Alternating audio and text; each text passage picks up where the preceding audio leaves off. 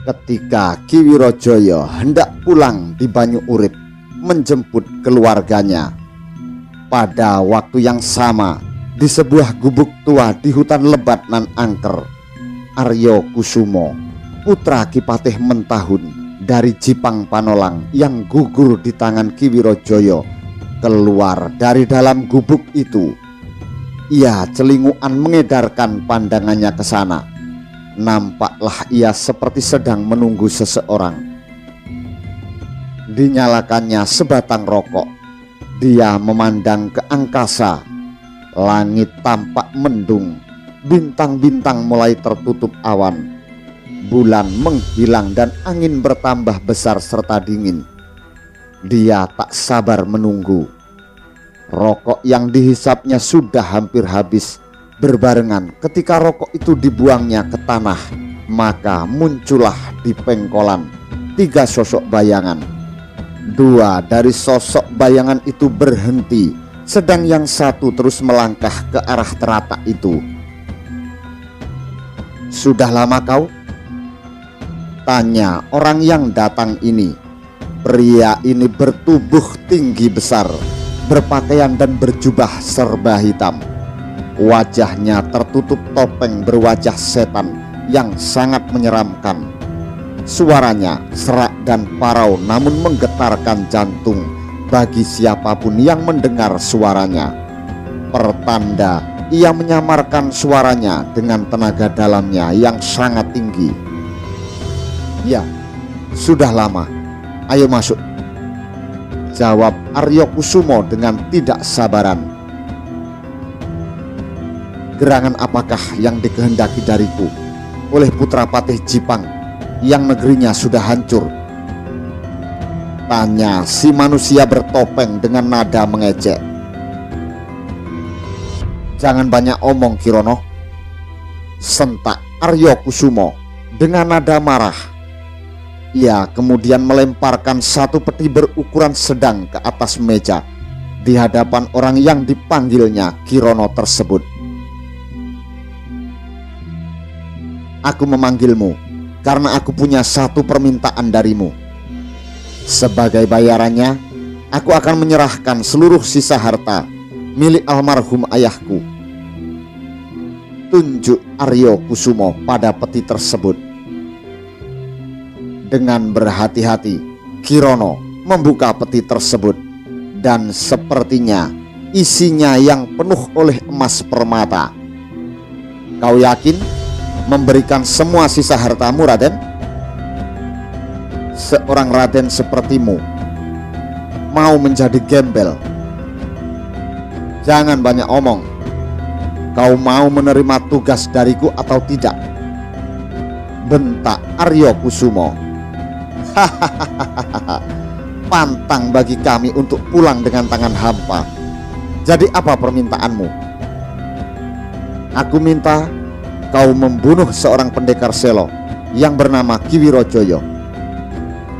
Dia orang yang telah membunuh ayahku di Bengawan Sore," jawab Arya Kusumo.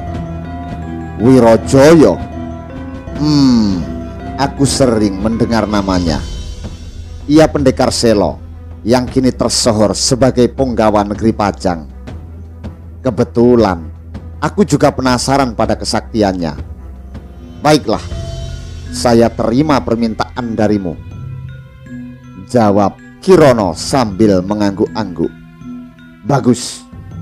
Kalau begitu, segera laksanakan tugasmu," perintah Arya Kusumo.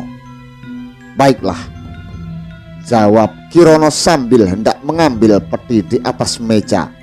Namun tangannya segera dipegang Arya Kusumo. "Kau boleh mengambil bayarannya sekarang, tapi izinkan aku ikut dengan kelompokmu. Aku ingin melihat kematian Wirojaya dengan mata kepalaku sendiri." "Baiklah, tapi kau harus mengenakan pakaian seperti kelompok kami, karena kau seorang buronan di negeri Pajang ini. Aku tidak mau kehadiranmu mengganggu pekerjaanku." "Baiklah," angguk Arya Kusumo. "Satu hal lagi, ada yang ingin aku tanyakan padamu, ucap Kirono. Apa itu? Apakah kau tahu di mana keberadaan keris setan kober milik Aryo Penangsang? Tanya Kirono dengan nada yang amat menyeratkan rasa penasaran.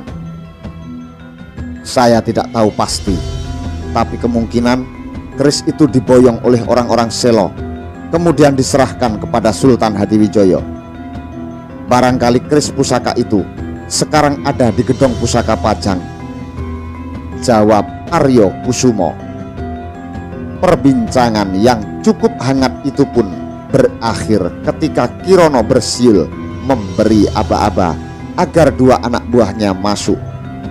Mereka berdua pun mengambil peti tersebut. Kemudian mereka semua meninggalkan gubuk tersebut.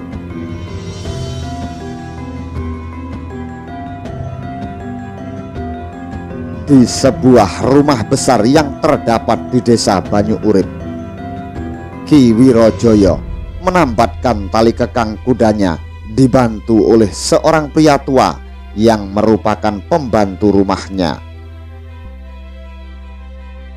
Selamat datang, Den, sambut ramah si pria tua.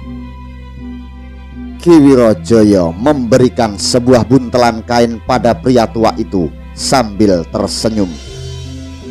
Terima kasih Ki Rongkot. Kita harus bersiap-siap. 2 sasih lagi kita akan pindah ke Tanah Mataram. Alhamdulillah, akhirnya Gusti Sultan menepati janjinya untuk memberikan Tanah Mataram pada Ki Pemanahan. Baik, Den, Aki akan segera mempersiapkan segala sesuatunya, jawab Ki Rongkot dengan semangat. Ki Wirojoyo kemudian melangkah menuju ke dalam rumahnya. Di pintu rumahnya seorang wanita paruh baya berwajah cantik langsung menyambutnya dengan senyuman. Selamat datang, Kakang, sambutnya. Ki Wirojoyo pun memeluk istrinya dengan senyum lebar. Ia memberikan kabar gembira pada istrinya. Nyai, bersiap-siaplah. Akhirnya kita akan pindah ke Tanah Mataram. Jadi akhirnya Gusti Sultan memberikan Tanah Mataram pada Ki Pemanahan? Tanya Nyai Wirojoyo. Benar, 2 sasih lagi Ki Pemanahan dan seluruh kerabat Selo akan pindah ke Mataram. Jadi kita harus segera bersiap-siap untuk pindah sekarang juga. Aku juga akan menghadap Gusti Sultan secara pribadi untuk menyampaikan pengunduran diriku karena aku ikut ke Mataram. Nyai Wirojoyo mengangguk sambil tersenyum melihat suaminya yang sangat bersemangat tersebut. Saya akan membereskan barang-barang seperlunya yang akan kita bawa.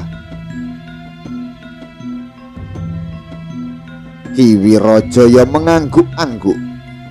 Bagus, aku juga akan mulai membereskan barang-barangku. Tapi sebaiknya Kakang istirahat dan makan siang dulu. Kakang tentu lelah, bukan? Menempuh perjalanan dari Pajang. Ah, kamu benar juga. Saking terlalu bersemangatnya, aku sampai lupa kalau aku belum makan dari kemarin malam. Ki Wirojoyo menuntun istrinya masuk ke dalam rumahnya. Kemudian ia duduk di meja makan ruang makan rumahnya untuk melepas lelah. Nyai Wirojoyo segera menghidangkan nasi pecel serta ayam goreng untuk makan siang suaminya, serta 1 kendi air putih. Mana Suradipo, Nyai? Tanya Ki Wirojoyo sebelum menyantap makan siang. Entahlah Kakang, dari pagi tadi ia sudah keluyuran keluar, jawab Nyai Wirojoyo dengan nada bicara yang menyiratkan rasa tidak enak. Ki Wirojoyo menghela napas berat mendengarnya. Anak itu, aku tahu remaja seusianya memang sedang kasmaran pada seorang gadis. Tapi itu bukan berarti dia bisa seenaknya keluyuran bermain dengan anak gadis orang lain. Tapi Surodipo sudah akrab sekali dengan Retno Jumini. Kita juga sudah kenal cukup dekat dengan keluarga Juragan Margoloyo. Retno juga gadis yang baik. Tapi itu bukan berarti anak kita bisa seenaknya mengajak putri Ki Margoloyo itu keluyuran. Kalau mau serius, dia harus mendekatinya baik-baik. Jangan sampai anak laki-laki kita satu-satunya itu membuat malu keluarga kita dan seluruh kerabat Selo, ucap Ki Wirojoyo dengan nada agak marah. Lalu apa yang harus kita lakukan, Kakang? Surodipo nampaknya sangat kasmaran sekali dengan Retno, tanya Nyai Wirojoyo dengan menyiratkan kekhawatiran. Ki Wirojoyo termenung sejenak, kemudian mengangguk-angguk. Surodipo meskipun masih muda, tapi dia sudah akil balik. Retno juga seusia dengan Surodipo. Bagaimana kalau kita temui saja keluarganya Retno? Aku akan minta maaf pada Ki Margoloyo dan akan membicarakan apa yang harus kita lakukan pada Surodipo dan Retno. Maksud Kakang, kita akan melamar Retno? Kalau perlu, kita akan melamarkan Surodipo daripada dia nanti kebablasan dan membuat aib di keluarga kita, tegas Ki Wirojoyo.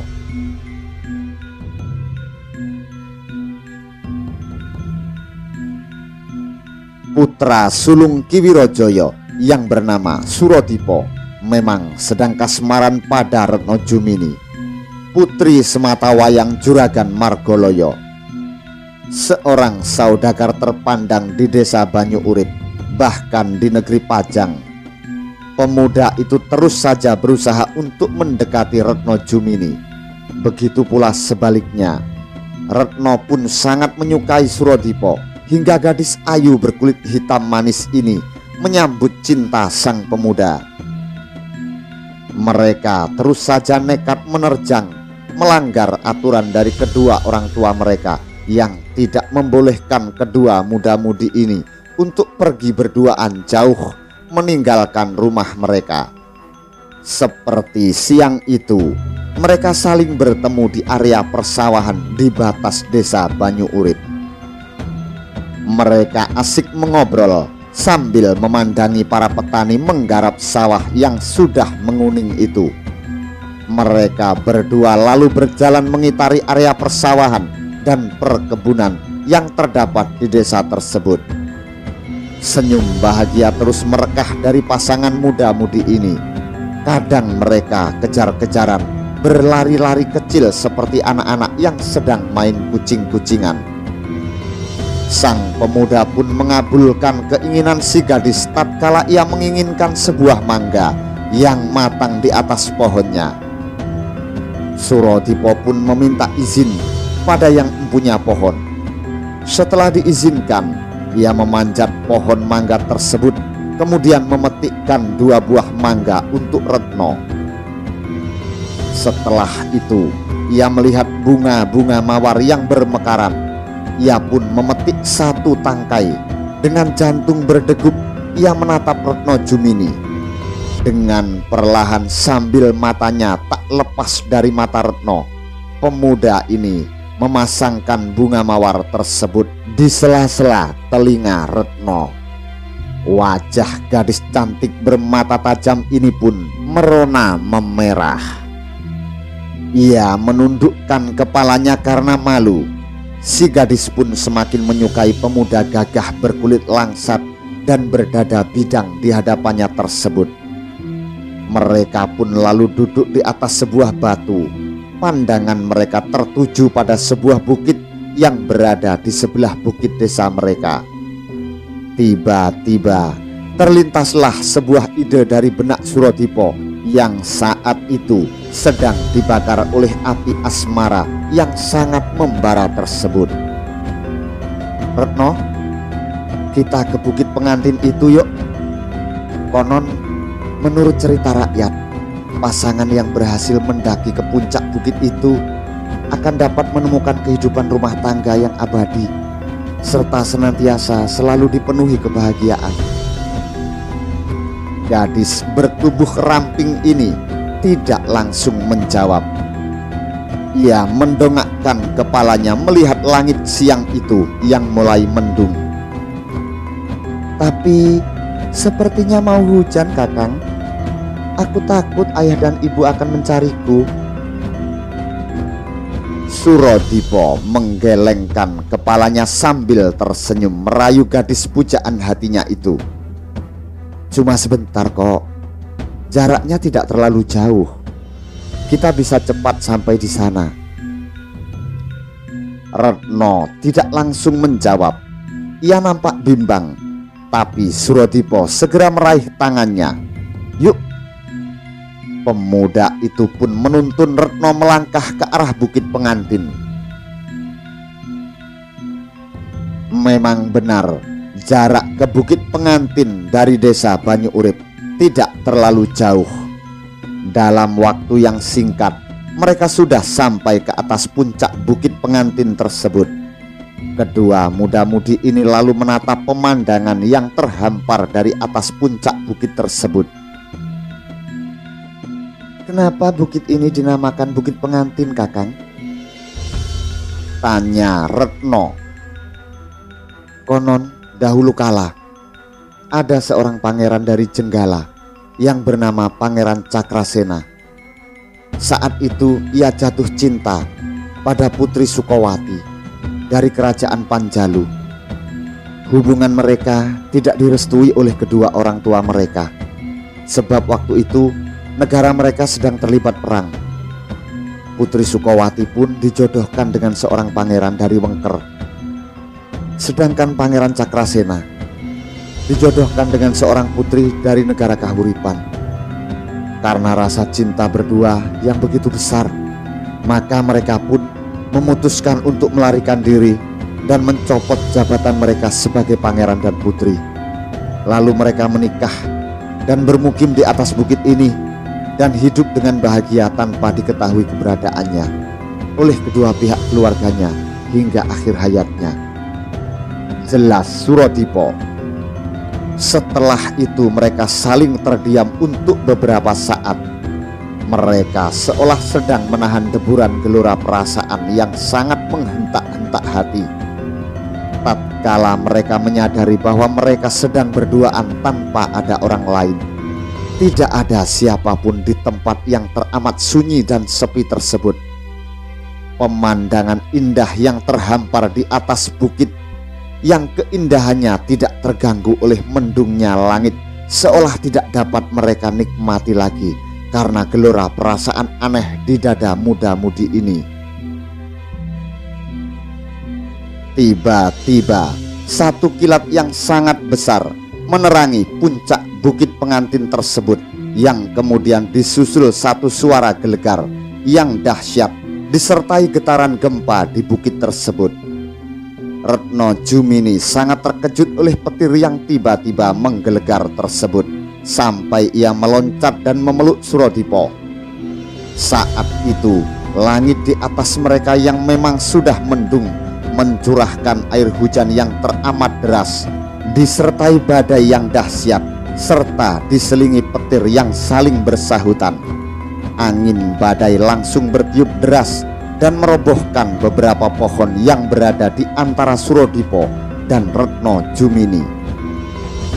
"Kakang, bagaimana ini?" tanya Retno Jumini yang panik serta ketakutan melihat hujan badai yang dahsyat tersebut. "Lihat, di sana ada gua. Ayo kita ke sana," tunjuk Surodipo. Maka dengan seluruh daya mereka pun berlari menuju ke sebuah goa yang terdapat di puncak bukit itu dengan seluruh tubuh yang basah kuyup. "Aku takut," Rintih Retno yang menatap keluar goa setelah mereka berdua sampai ke dalam goa. "Tenanglah Retno, ada aku," ucap Surodipo menenangkan gadis pujaan hatinya tersebut. Tapi Retno Jumini masih saja gelisah menatap hujan badai yang dahsyat di luar. Surodipo pun memeluk Retno untuk menenangkan gadis itu.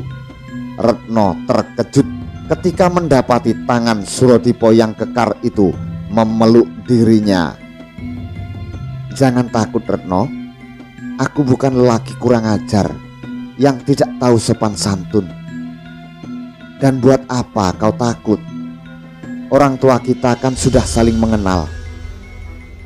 Perlahan kegelisahan yang tadi nampak jelas di mata Retno mulai menghilang. Meskipun ia adalah seorang putri dari saudagar ternama yang dihormati di desanya, ia tetap merasa aman dan terlindungi oleh pemuda yang ia cintai tersebut. Matanya yang tajam dan indah menatap penuh harap pada pemuda berwajah rupawan di hadapannya tersebut. Jantung Surodipo berdegup amat kencang, seolah mau copot dan membobol dadanya ketika mendapati tatapan mata Retno yang indah tersebut. Dirasakan kehangatan yang sangat nikmat dari tubuh Retno yang sedang ia peluk itu. Begitupun Retno dirasakan kehangatan yang teramat nikmat dalam pelukan sang pemuda di antara dinginnya udara saat itu. "Kakang Surodipo," rintihnya perlahan dengan suara yang manja. Gadis itu tidak paham kenapa ia memanggil nama Surodipo dengan meratap seperti itu.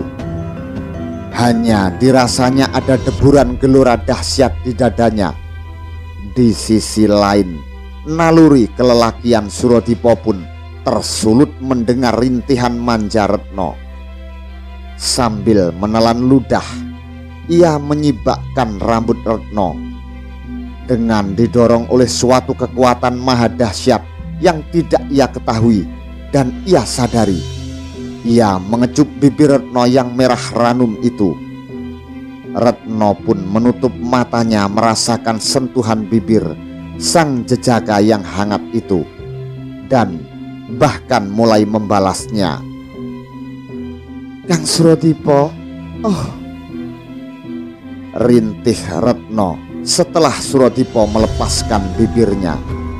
Surodipo pun paham akan maksud Retno tersebut. "Retno, jangan takut. Percayalah padaku. Aku akan bertanggung jawab. Aku akan mempertanggungjawabkan apapun yang terjadi pada kita." Nafsu di dada kedua insan yang sedang dimabuk cinta itu pun semakin berkobar, mengalahkan semua akal sehat mereka, mengendalikan akal, rasa, serta gerak tubuh mereka. Retno mengangguk perlahan sambil tersenyum manis sekali. "Aku percaya padamu Kakang, dan aku tidak akan membiarkan kau dihukum oleh ayahku," sahutnya. "Aku mencintaimu Retno. Dari dulu, saat pertama kali kita bertemu, aku sudah langsung jatuh hati padamu," ucap Surodipo. "Aku pun demikian Kakang. Aku sangat mencintaimu juga." Percakapan mereka ditutup dengan sodoran bibir Surodipo pada bibir Retno. Retno pun meladeninya tak kalah panas. Untuk beberapa saat bibir mereka saling berpagutan, saling membalas cium satu sama lain. Semakin panaslah bara yang membakar di dalam dada pemuda dan pemudi ini. Kini tangan mereka berdua mulai bekerja, saling memeluk dan menggrepe-grepe satu sama lain. Bibir Surodipo pun mulai turun dari bibir Retno ke leher gadis hitam manis tersebut, menciumi dan menggigit-gigit kecil leher, pundak, dan bagian atas dada Retno yang pakaiannya mulai tersingkap. Lalu ke atas lagi, kembali bibir mereka saling beradu. Disambung dengan permainan lidah mereka, runtuhlah segala ajaran tentang norma yang mereka dapatkan dari orang tua mereka. Mereka bergumul dipenuhi hasrat nafsu syahwat. Kini yang mereka lakukan tak ubahnya seperti binatang yang sedang menyalurkan hawa nafsunya. Tiba-tiba, blar! Satu petir yang teramat dahsyat menggelegar, mengiringi kilatan cahaya yang amat terang benderang hingga menerangi seantero bagian dalam goa. Seluruh bukit pengantin terasa bergetar oleh ledakan petir tersebut. Dan yang sungguh aneh, sekonyong-konyong seluruh bukit tersebut digoyang oleh gempa yang cukup dahsyat, hingga beberapa stalaktit di gua tersebut runtuh. Dua sejoli yang sedang memadu kasih hubungan terlarang itu kaget bukan main. Mereka berdua langsung menghentikan perbuatan dosa mereka. Gempa bumi tersebut berlangsung selama beberapa saat. Setelah gempa tersebut berhenti, mereka berdua lalu duduk termenung saling terdiam, hingga terdengar suara isak tangis dari Retno Jumini. Kakang, bagaimana ini? Apakah yang terjadi barusan adalah suatu pertanda bahwa hubungan kita memang terlarang? Saya takut kalau ada petaka yang menimpa kita kalau kita teruskan perbuatan kita. Keluh Retno sambil membetulkan pakaiannya yang tersingkap hampir lepas dari tubuhnya. Untungnya tubuhnya masih terlindungi oleh kemben di balik pakaiannya. Gadis ini menangis sesegukan. Surodipo hanya duduk menundukkan kepala, mulutnya terkunci rapat-rapat. Perlahan tangannya meraih pakaiannya yang tadi tergeletak di bawah dan mengenakannya kembali. Hanya elahan nafasnya yang berat saja yang terdengar. Kakang, saya takut. Sepi selalu mengundang setan. Bulu kuduk saya juga berdiri. Saya merasa seolah ada yang sedang mengawasi kita. Sesaat saya merasa tidak bisa menyadari apa yang sedang saya lakukan. Kita pulang yuk, ajak Retno. Surodipo mengangkat kepalanya dan menatap keluar. Retno, di luar hujan masih sangat deras. Kita bisa basah kuyup dan kamu bisa sakit nanti. Retno Jumini menatap keluar dengan perasaan gelisah. Hujan memang masih sangat deras, tapi tiba-tiba ia menarik tangan Surodipo dan berlari keluar.